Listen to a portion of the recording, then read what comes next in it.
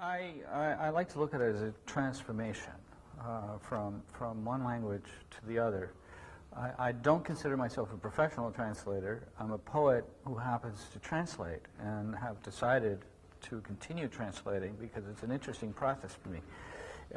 Transformation implies that you are going to somehow dive under the surface, capture the essence of the work that you're doing, that you're translating from, and bringing it back to the surface and in the what translators call the target language.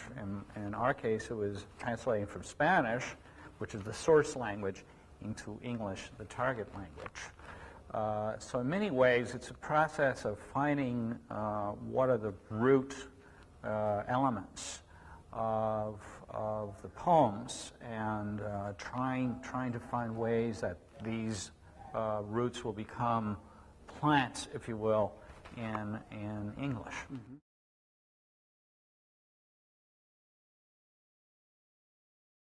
Everything is challenging,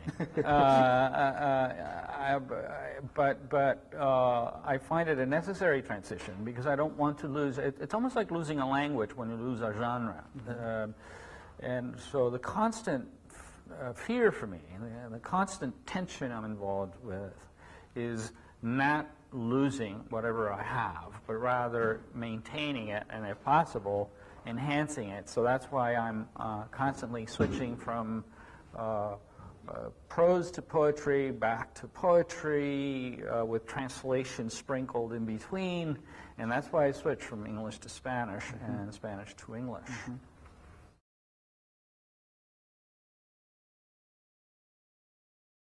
Oh, I think it's extraordinary, and I think this kind of program, first of all, allows people who don't have access to an academic institution, either because they've graduated already or because they have other things going on in their lives, to work in a group setting at what it is they love. But I think more importantly,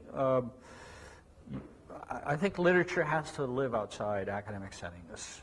And places like the Loft are ideal for that kind of situation to exist, where you don't have to worry about grades, you don't have to worry about pleasing your professors, and so on and so forth. And you're working essentially as colleagues to help each other and to explore the different genres.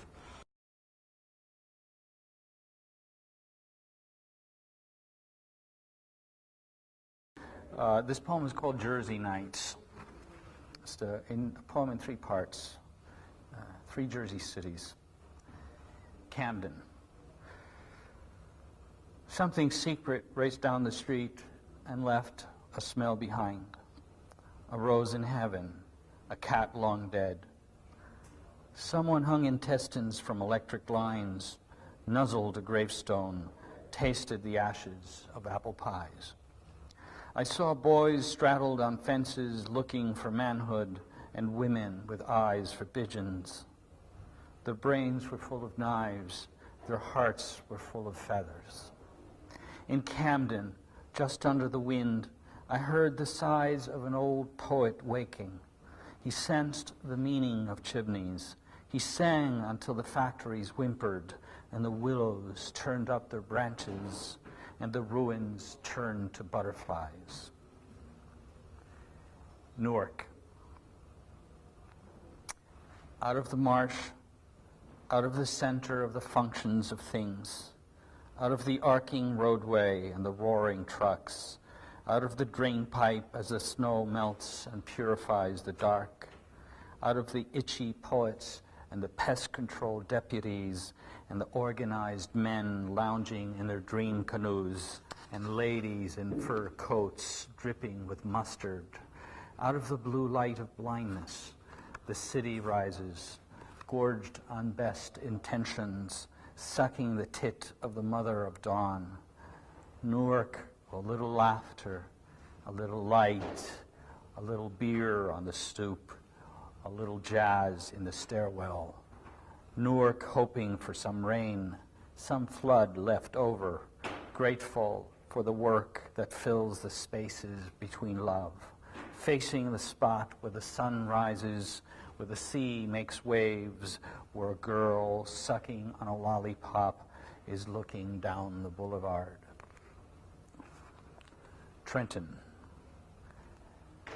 Deep winter night, the tongues of the commons quivered, the salt tongues and the bitter tongues, the tongues of the dreams of Hungarians, the tongues of widows sealing envelopes for their husbands, tongues of macadam, pine barren tongues, tongues of poets and politicians battling each other with mirrors. I met a woman cradling a stone in her arms. The doctor found it by her bladder, waiting for light. She walked on singing, her talisman cracked.